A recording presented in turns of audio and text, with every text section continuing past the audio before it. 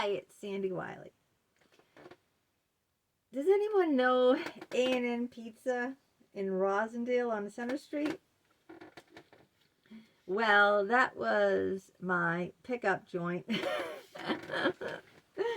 in my mid-30s. Now, you all, if you've been following me, know about Randy. I had an affair with Randy, who was also married and had 2 daughters. Now, when I was just friends with Randy, I met him in an AOL chat room, by the way. This is when, like, internet rooms were popular and people were meeting people from the internet. And, it was like, this is before Tinder and all that stuff. I married my first boyfriend, and he married his first girlfriend, so I never chewed my wallet oats. Well, in A&M Pizza, that was the hangout where I finally got to chew my wild oats, where I would meet men from the internet. Now, A&M Pizza, my family owned a two-family house, right? Was like a couple of storefronts away from where I lived. So literally, I could walk out my front door, and in less than 30 seconds, no, I'm not kidding you, less than 30 seconds, be at A&N. There was a couple of storefronts, a laundromat, and Cane's dry cleaners, and then there'd be A&N. So it's literally like I could fall out of bed and go to work at A&N.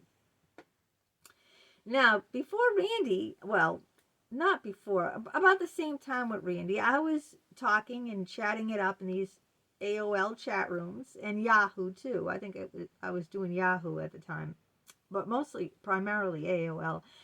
And so I was getting to know guys, and it was a time when me and my husband were kind of like not speaking. We were separated at one point, and my kids were really little. Alex was still at home. This is pre-meningitis. And my father was like in and out of McLean's Mental Institute for Schizophrenia. I wasn't talking to my mother. I had an autistic child. Alex was autistic before he got the brain damage, and another baby, and they were both in diapers. And it was like my husband worked late hours, and I just never chewed my wild oats. I went from living downstairs with my parents to, at 22, moving upstairs to being married. So I never dated. I never chewed my wild oats. So this time I was in my mid-30s, and I said, hey, part of my bucket list is to find out what it's like to be with other men. I mean, if you only had sex, can you imagine with one person your whole life? How would you feel? Wouldn't you be at least a little curious what it's like with someone else? Well, anyway, so I met this guy, Paul, and Paul was everything totally opposite than me. Everything. Paul was everything that I'm not interested in. Isn't that weird? Kind of. He was a rocker.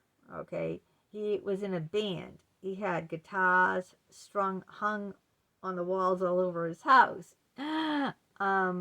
He was in jail.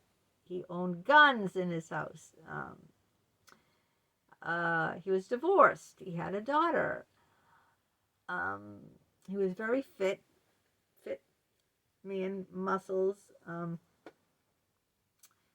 and motorcycles. The first time I was on a motorcycle, it was with Paul. The first and only time, actually.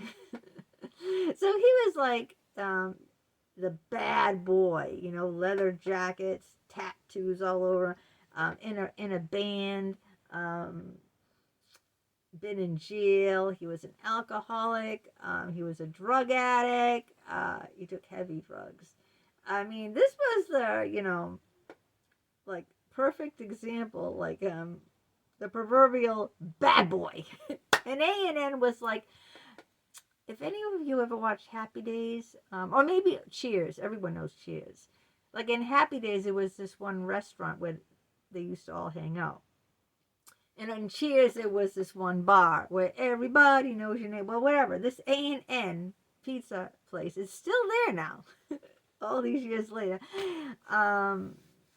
It's been there since forever, really. Anyone ever eat there? I really don't like the pizza there.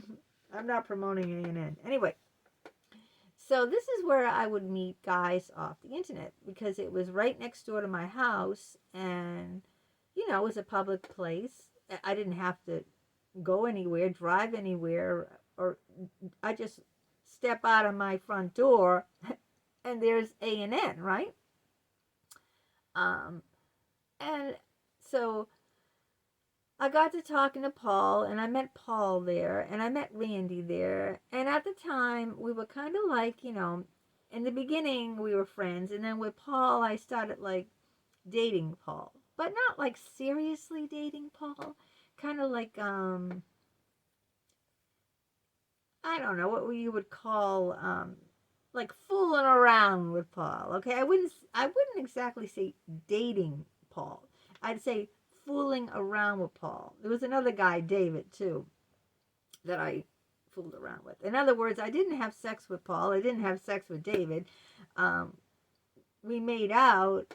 We went out maybe bowling, maybe to a restaurant or two. But, it wasn't really, any kind of, real relationship. It was just like casual stuff.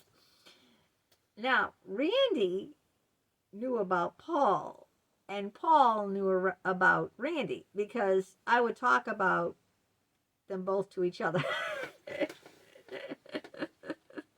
Now, Paul called Randy the manatee because Randy looked just like Fred Flintstone. Picture Fred Flintstone. If you don't know what Fred Flintstone looks like, go Google him. Everyone knows who he is, and that's Randy.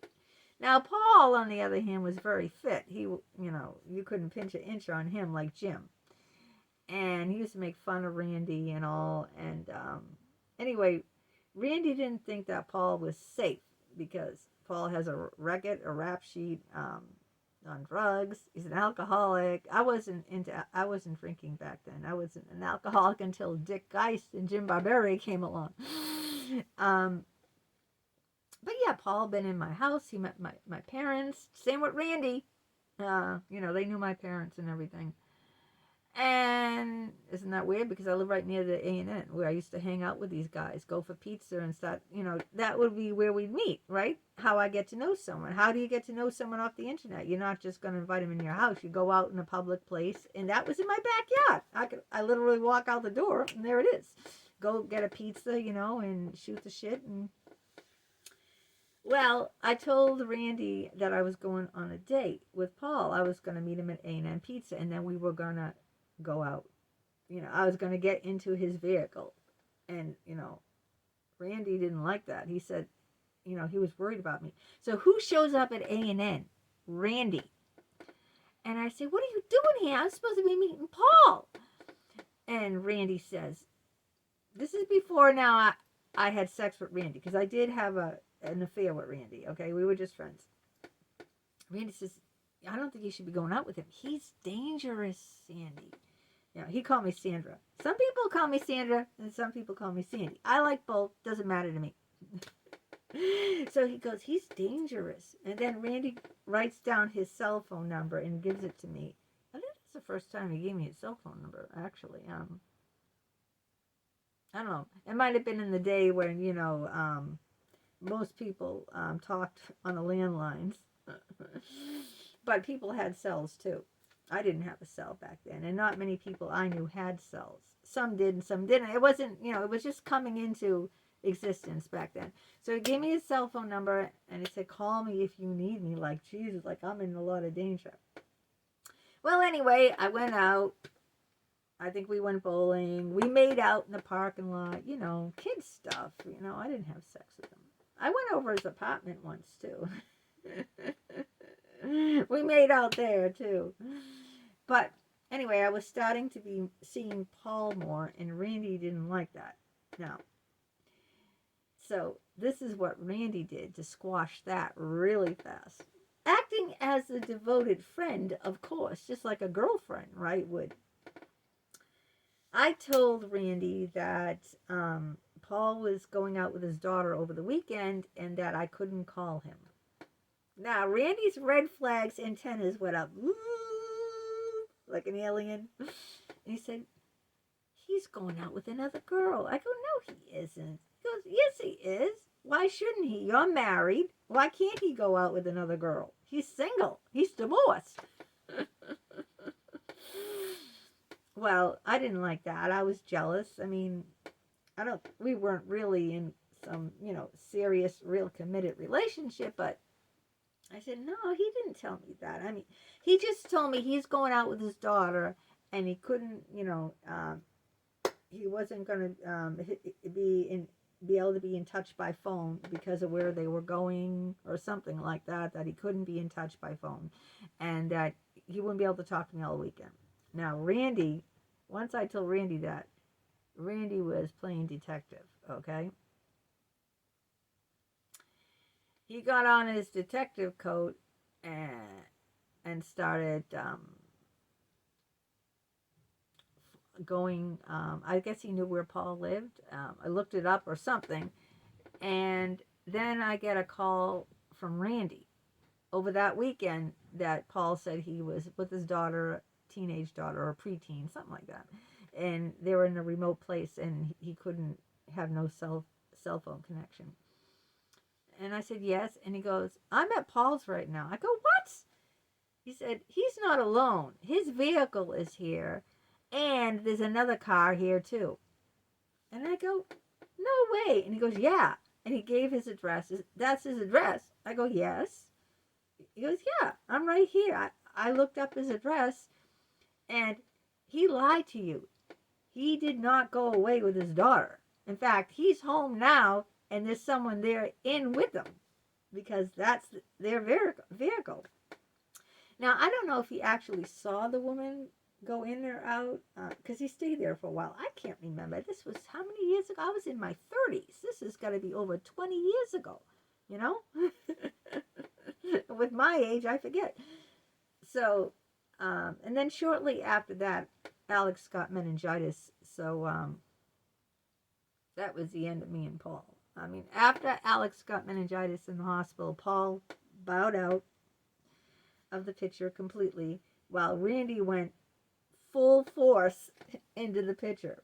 It was so weird because, I was kind of like friendly with both of them, but when Alex was hospitalized with meningitis, Paul bowed out. But he did leave a big, huge stuffed bear on my front steps. It was huge. I mean, this bear was like 5 feet tall. It was enormous, okay? And it was it was on the front steps. And he just said, because of what's happening with your son, I don't think it's right to, be really having any kind of, I just think I should leave you right now to deal with the situation with your family. And my father had so much respect that Paul did that. Like, wow, I really have respect for this guy. And then he called Randy an opportunist because now Randy came swooping in. And that's when we started the affair up. So my father was right. He saw an opportunity, and that's when the affair officially, we started having sex right after that. I mean, and it was weird, okay? Because the first night we had sex, I said to him, I'm not going to have sex with you until I see your family. I want a real commitment, right? So his cousin was getting married, and his wife was supposed to be there, his sisters, his whole family, his children, I mean, everyone, his brothers, his sisters, his cousins, everyone in his family was going to be at his cousin's wedding. So I said, I'm not having sex with you unless you take me to that family wedding. Well, guess who went to the family wedding? Me. At that point, he already told his wife about me and moved in. I already told you this stuff. He moved in with his mother, okay? And I walked there. He just moved in with his mother. I'm married and he's married too. He just moved out like maybe a few days ago. And, of course, his wife knew that I was going to be going, so she didn't go. He took me, his mistress, to his cousin's wedding, and his whole family was there. And his sister Rita comes up to me and she goes, aren't you the least bit embarrassed that you're here? That's how wacky tobacky I am. And then we started having sex. One time we're having sex, in the parking lot, in his car. This was the first time I had sex in a car was with Randy. In fact, it was the only time I had sex in a car was with Randy. He had a big car though, you know, a Chevy Lumina, I think. And the police came, right? What was it? Late at night? I don't know. Almost, maybe 11, 12 o'clock. The stores were all closed. What's this couple doing? And he knocked on the window, the police officer. And Randy rolled down the window. And the police officer looked past Randy to me, and he goes, "Are you here of your own free will?" He said that to me. And I said, "Yes. Now, do you mind if we have a little privacy?" I said this to the police officer. Do you mind if we have a little privacy here? I mean, we weren't like totally naked or anything because, you know, I mean, we did get totally naked, but it was like right in the beginning when we were, you know, getting hot and heavy, and then the police came before we were into it. See what I'm saying? Yeah. But so I had some real wild, wacky times, and the A&N is where I met these guys. I met another guy named David. I won't say their last names. Not much anything happened with him either. He was married, and I think these guys, once the internet, you know, was out there, and you know, everyone was joining these chat rooms on AOL and Yahoo Messenger and all this stuff, you know. A lot of people, you know, who were married, you know, went for that because, you know, it was a little excitement in their otherwise very dull lives. So that A&N is where I, you know, used to, I met them online, but I'd meet them at A&N and, you know, share a slice of pizza, and then take it from there. Anyway, so that's the story about how Randy got me, or how I got in Randy's pants, or how he got me in his pants. By discrediting Paul, by, you know, driving all the way to Paul's, and Paul said he wasn't going to be home, and casing the place, and sure enough, found him guilty.